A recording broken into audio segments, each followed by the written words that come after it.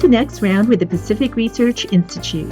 I'm your host, Rowena Ichon. In this podcast, we're back with the PRI All Stars to recap Super Tuesday. Our panelists are Senior Director of Communications Tim Anaya, Fellow in California Studies Carrie Jackson, and Media Relations and Outreach Manager Evan Harris. Thanks for joining us. Welcome, All Stars. We're taping this podcast Wednesday afternoon, the day after election Super Tuesday. So let's start with a question for all the panelists. What's your big takeaway from the primary election, and what message do you think that voters are sending? I'll go ahead and start. My takeaway from the results is that, that in every election, there's a lot of fanfare about the youth vote turning out. In the Obama election years, there was a lot of hope that he would bring out huge numbers of young voters, and that wasn't the case. And historically, we've always had a low turnout among young people. And I was one of those who thought that just maybe this time it's going to be different because Bernie was talking about free college, eliminating college debt, guaranteeing jobs, all kinds of freebies. But even with all of these giveaways that he promised, as of today, at least, the youth vote hadn't really surged. So I think that's a big reason that Bernie fell behind Biden. Evan, what do you think?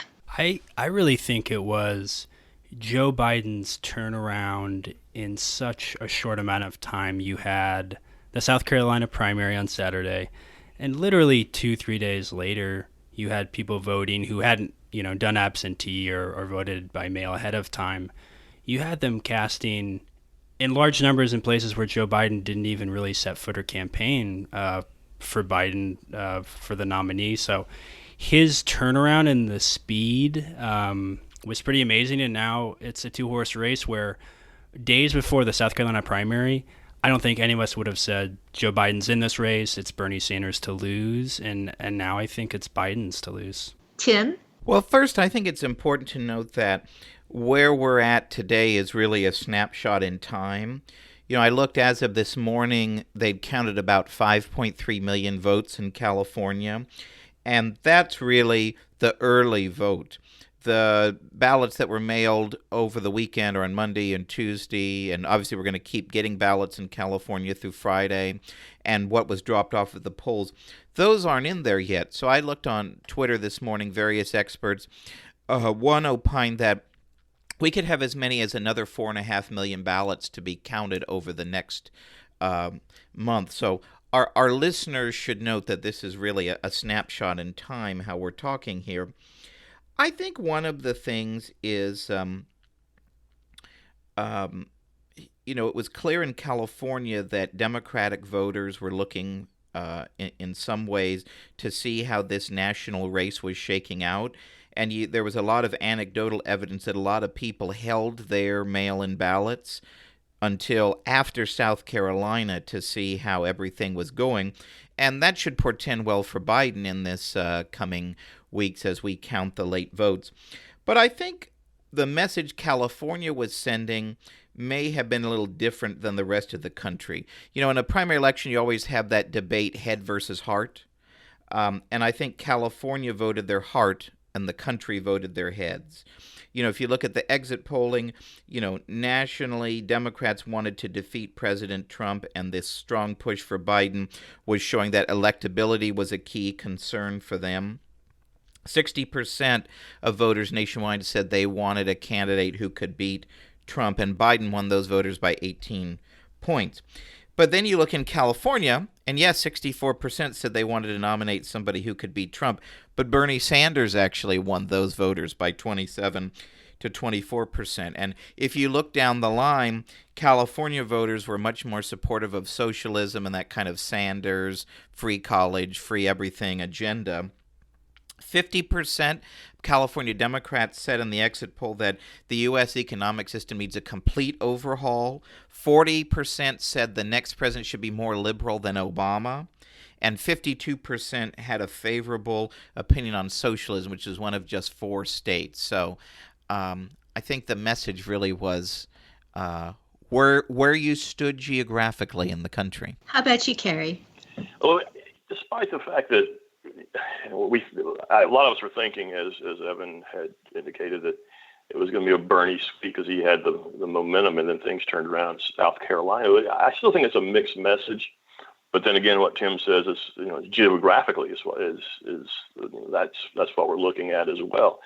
I think maybe what I find most interesting now at this point is we still might find we have a brokered Democrat convention, which would be interesting to sit back and watch. But it won't be the same people who will be trying to change things. It'll now be the Bernie bros. And if things continue as yesterday's trend continues throughout the primaries and then the convention, it's going to be the Bernie bros who are going to want to tear the convention apart and not the Democrat establishment. So you've been writing about how so many California voters and policymakers subscribe to Senator Sanders' big government policies. Do you think that Tuesday's results will embolden those in Sacramento who are pushing this kind of agenda? And will it mean that the blue state agenda will be front and center in the presidential debates this fall? Well, definitely charge them up there in Sacramento. Their ideas, their concepts, they think that they've been confirmed. And in California, they have, given how the vote turned out for Sanders here. I think that no matter what happened yesterday, the blue state agenda is going to be a big deal going into general election in November. Even if it is Biden, I still think Trump can come in there and say, this is still the party of Bernie Sanders. Look what he's done. Look how he's turned it around. It's still the party of AOC, and hammer on that, even though they might not be on the ballot. Well, she'll be on the ballot in New York, but they won't be on a national ballot. So I think he can still come back, bring that up, hammer hard on that. The heartland, the flyover country will latch onto that as we would expect them to. So we were all surprised that Biden did so well. Is Sanders still in the race? What do you think, Evan? I think he is. I think his early success and the front-runner status before South Carolina, I think it's going to be a two-horse race. I think you can't get away from Tim and I were talking about this. There's such a clear line of, the youth and minority groups versus Biden and the older generations, your 65 plus. Looking at the exit polls and how folks voted just on Super Tuesday, there's such a clear line between the two. Those are the two tents of the Democratic Party really going to war to figure out, Tim talked about heart versus head.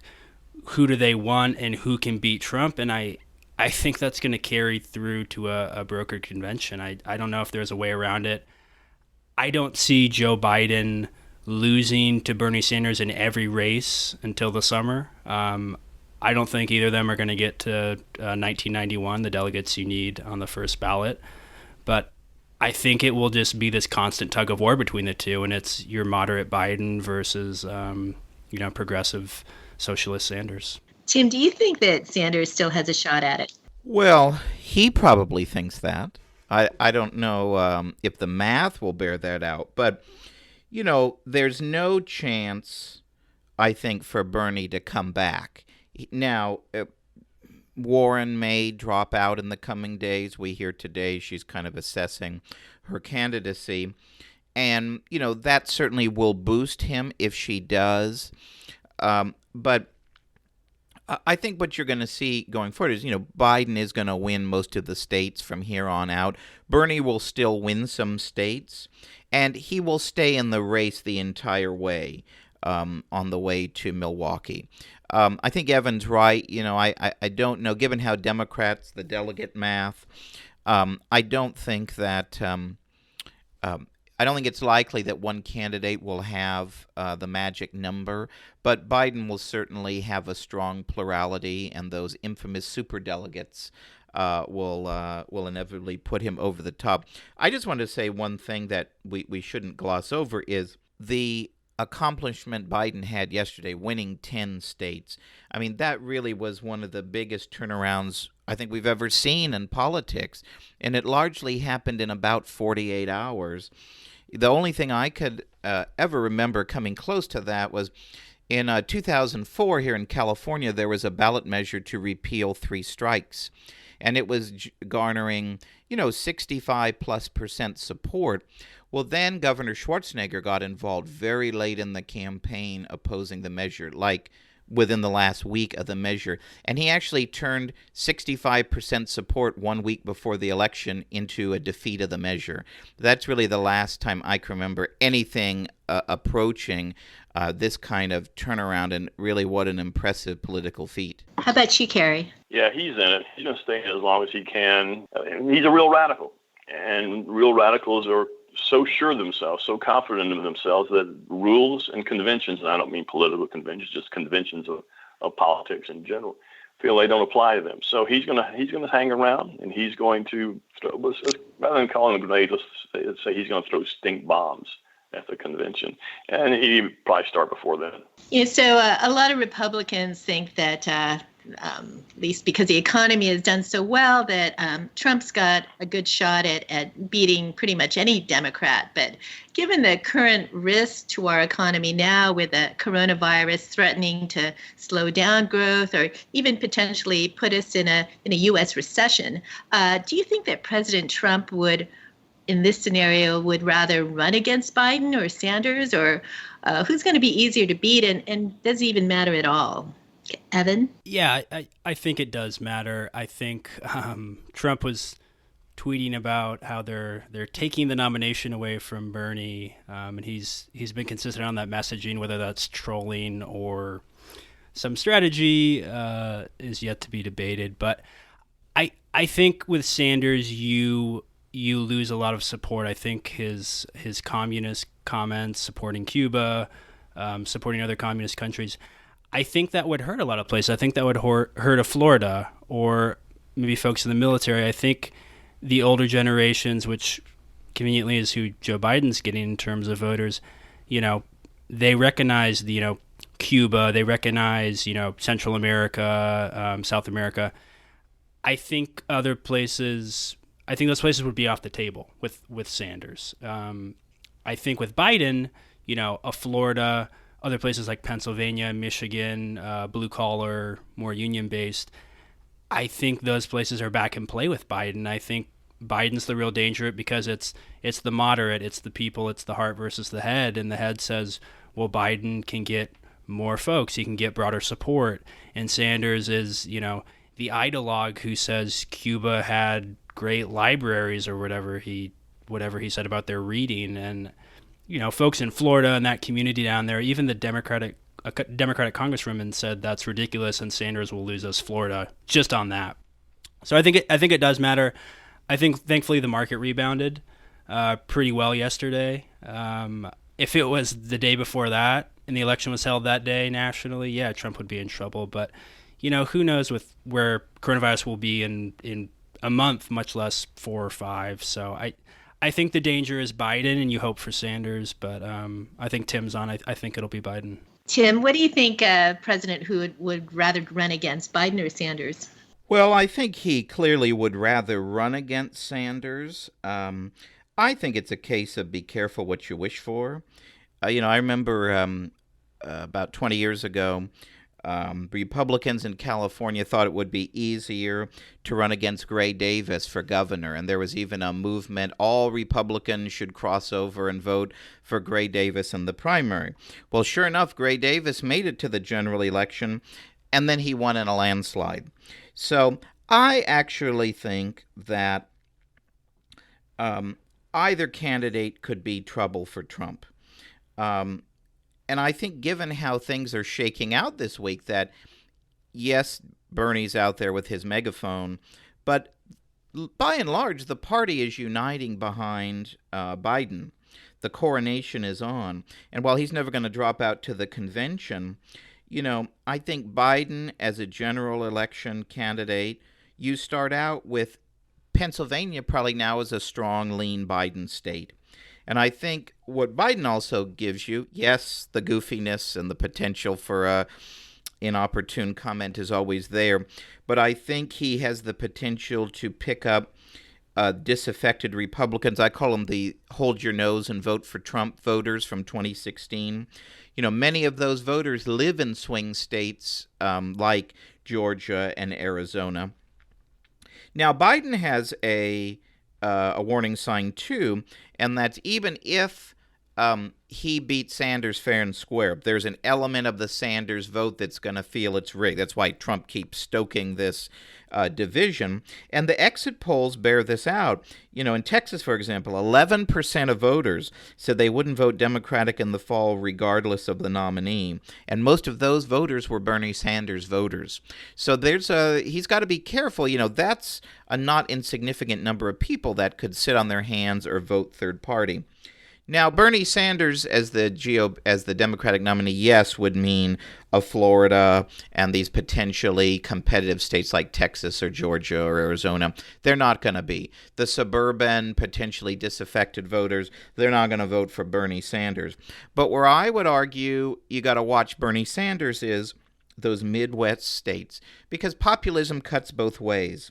And I think that voters who found Trump's style of populism appealing in 2016, those voters could just as easily go for Sanders in 2020.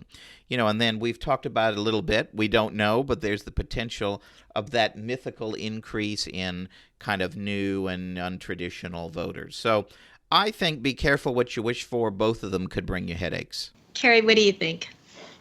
I've flipped back and forth on this through the last few months. Who would be, if I were Trump, who I would be wanting to line up against? And I'm going to say it doesn't matter at this point. I could certainly be brought around and change my mind at some point. Not that it matters, but I don't think it matters who he runs against. I think the outcome's still going to be the same. The thing you lose if it's not going to be Sanders is the enthusiasm of the Sanders voters. I mentioned a while back he's a real radical, and he attracts, as we've seen, some very radical people. And I just don't see that there's going to be that much difference.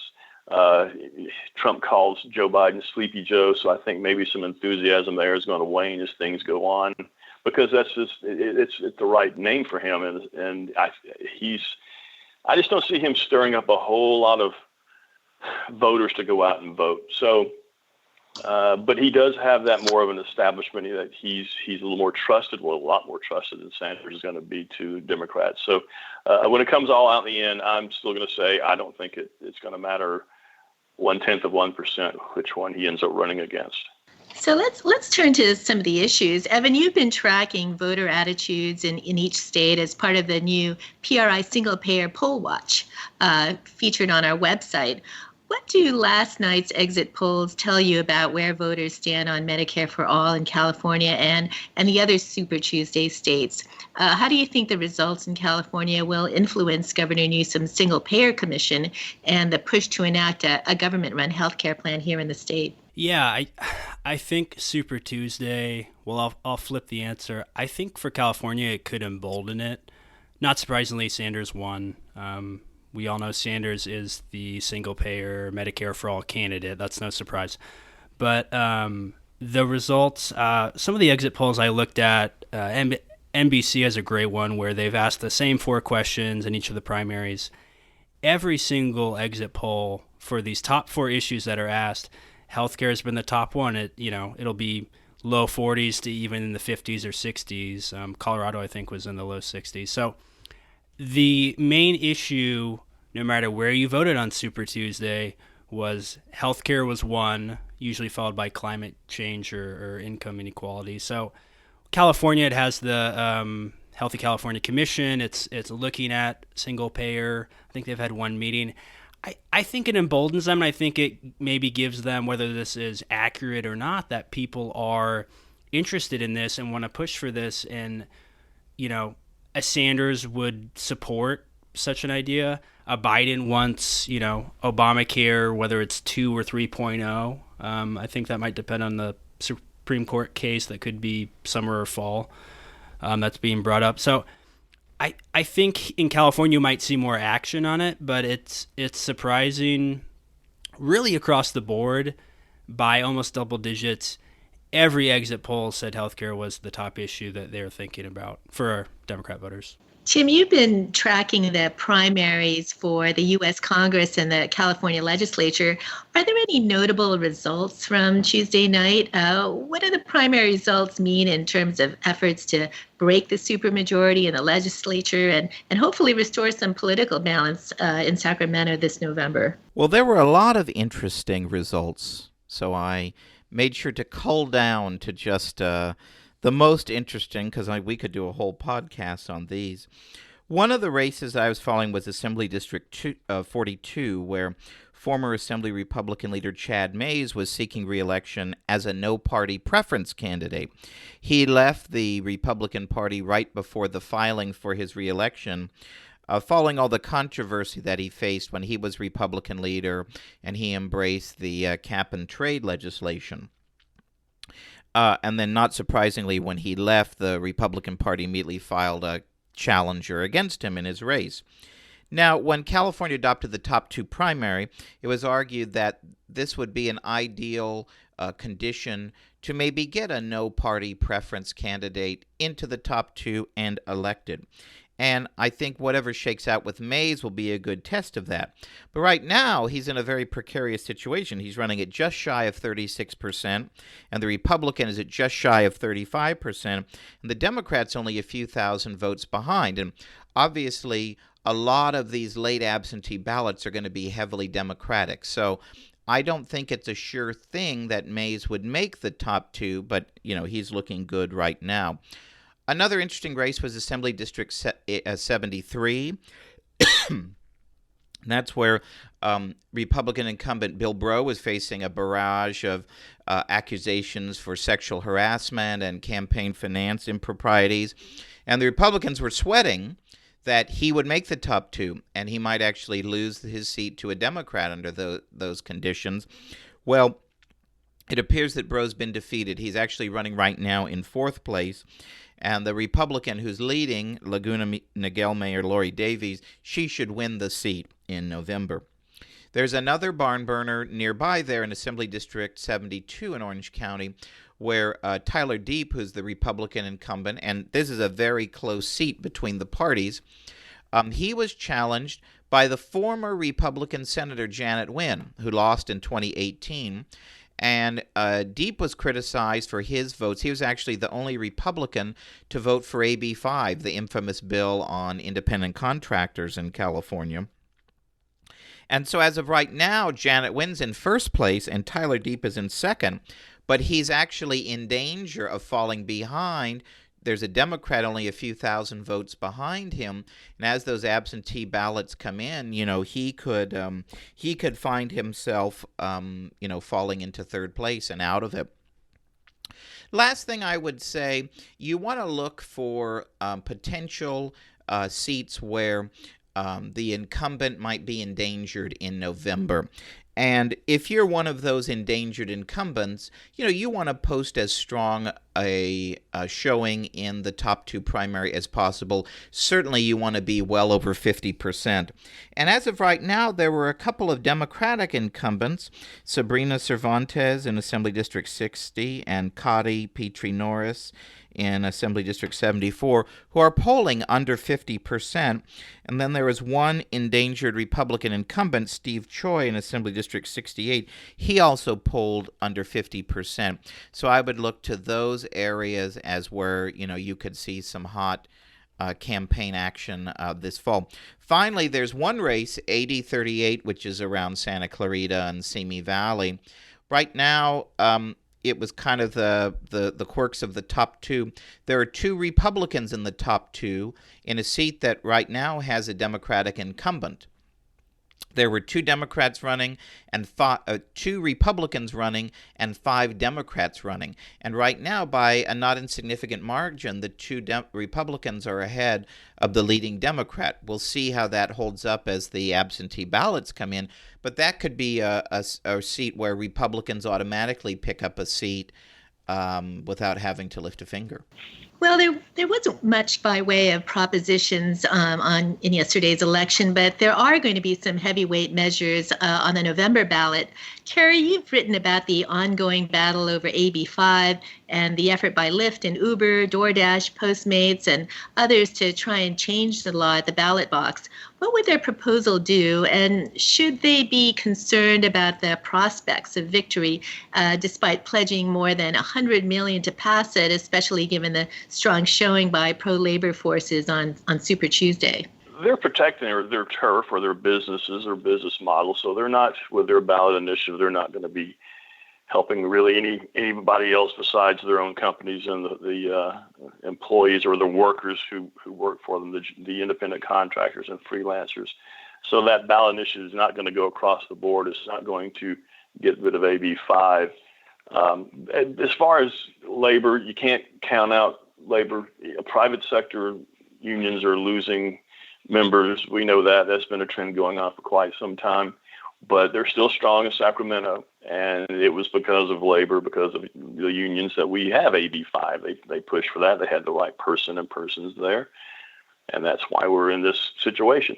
I think I want to point out that I think what I find interesting or might turn out to be interesting on this particular initiative from Uber, Lyft, and DoorDash, Postmates, who are putting this $90 to $100 million into a ballot initiative, is it might not get much support from the people who are being affected or being hurt by AB 5, but whose outcome, who would not be affected by the outcome of the ballot measure. They're like, well, okay, you've left us out. That's not changing anything for us, so we're not going to, I don't want to say have a tantrum, but we're not going to vote for your initiative.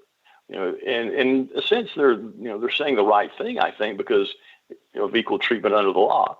And we talked about the carve-outs before, the exemptions that some industries sort of / professions or jobs have out of AB 5. And this is unfair. I mean, everybody has to be treated correctly, evenly under the law.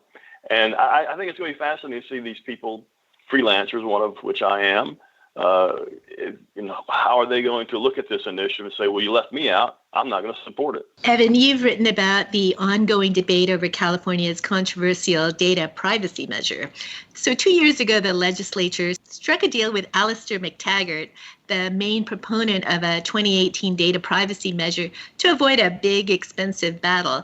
Now McTaggart is back with an even more extreme proposal. How does this measure differ from the deal he struck with lawmakers? And should Tuesday's results encourage him about his chances this November? Yeah, so the big change that McTaggart is pushing in this new ballot measure, I would say that there's two big things. One is like any good expansion of government, he's creating the California Privacy Protection Agency.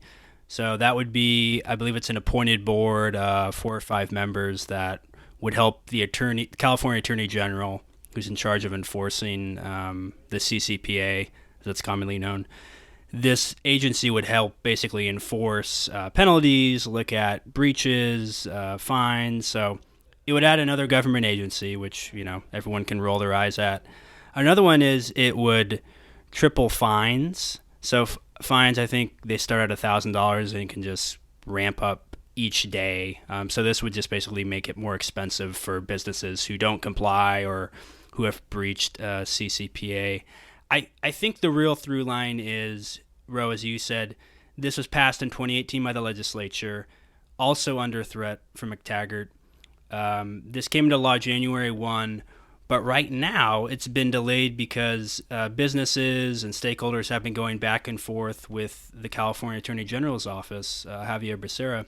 They're basically working on updated amendments, and this actually won't start to take effect until July of 2020, is when the final review period is over, there's no more comments, and they will pass these revisions that will basically start the law.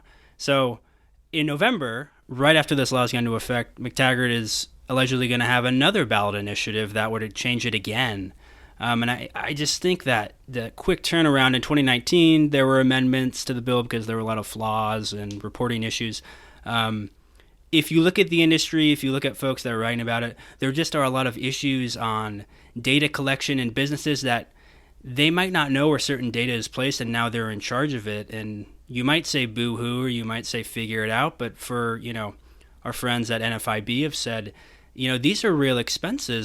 A Facebook can eat that, sure. A larger company, sure. A Google, but a small business who maybe just happens to have a large mailing list that's 50, 60,000 people. Maybe it's a clothing company.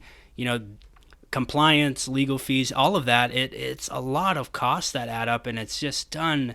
It's been pushed and done so quickly that McTaggart's proposal, so his new one will be the California Privacy Rights and Enforcement Act of 2020. The fact that it's coming, months after CCPA 1.0 has been finalized, on a public policy side, it's kind of baffling. And for something that's so complex, I wrote about this and talked about Europe has, it's called GDPR. It took them a decade to make that. And that was, stakeholders, meetings, parliament, weigh-in from countries, from businesses. That was 10 to 12 years of putting that in place. And California's, like they kind of usually do, rushing to get it out, in 2 to 3 years, and it's incomplete. So I think you worry.